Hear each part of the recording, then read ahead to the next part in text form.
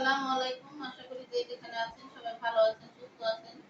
আলহামদুলিল্লাহ, আল্লাহ পাকের রহমতে আমরাও ভালো আছি, সুস্থ আছি। তো হঠাৎ করে একটা খারাপ সংবাদ শুনলাম গতকাল। আমার ছোট বোনের শ্বশুর মারা গেছে, আমাদের তালই। ইন্না লিল্লাহি ওয়া ইন্না ইলাইহি রাজিউন।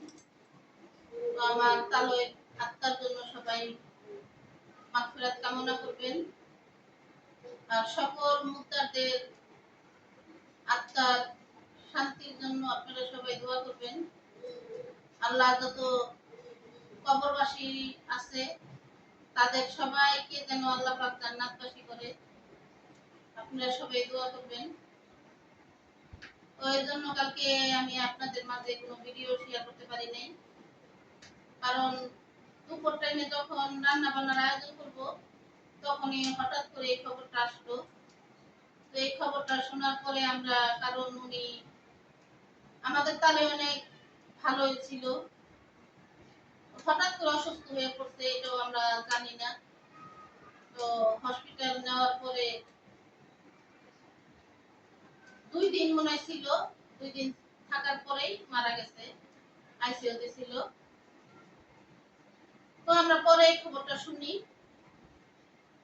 শোনার পরে আমরা যখন শুনলাম ভালোই মারা গেছে, তখন তো আমাদের রান্না বান্না কি করবে এগুলা সবাই সবকিছু ফেলে রেখে চলে গেছি আমরা সবাই, আমরা বোনেরা, ভাই বোনেরা, আমার বাবা মা সবাই আমরা এখানে চলে গেছি।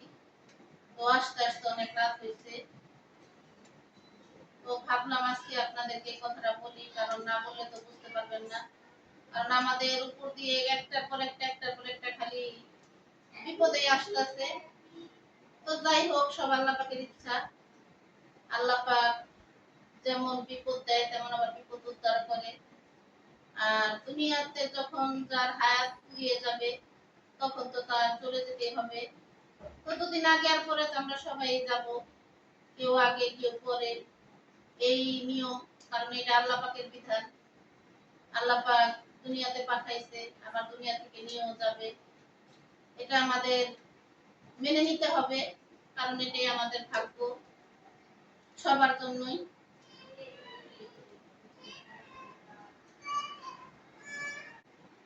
আপনারা সবাই দোয়া করবেন আমার মার জন্য। আল্লাহ যেন ওনাকে ধৈর্য ধারণ করার মতো ক্ষমতা দান করে, কারণ ওনার 3টা 4টা ছেলে আছে। আল্লাহ যেন ওনার সন্তানদেরও এই বাবার মৃত্যুর শোক সামলানোর মতো তৌফিক দান করে। আপনারা সবাই দোয়া করবেন। আমার মা ওই খুবই ভাঙ্গা পড়ছে, কারণ একটা স্বামী যদি চলে যায় সেই স্ত্রী বুঝে তার কাছে কেমন লাগে।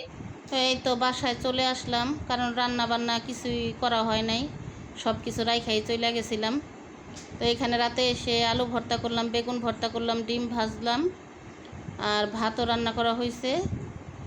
তো এখন এগুলো দিয়ে আমরা খাওয়া দাওয়া করবো। একটু বাড়িয়েই রান্না করছি, কারণ যদি আমার বোন আসে তাহলে ওদেরকেও খাওয়াবো, কিন্তু ওরা আর আসে নাই। ওর ফুবু শাশুড়ি খাবার দিছে ওই বাড়িতে, তো ওইখানতেই আমার মা ওই মা ওদেরকে খাবার দিয়ে দিছে। তো এর জন্য এখন আমরাই খাওয়া দাওয়া করতে বসলাম, কারণ অনেক রাত হয়ে গেছে। সবাই ভালো থাকবেন, সুস্থ থাকবেন। আল্লাহ হাফেজ।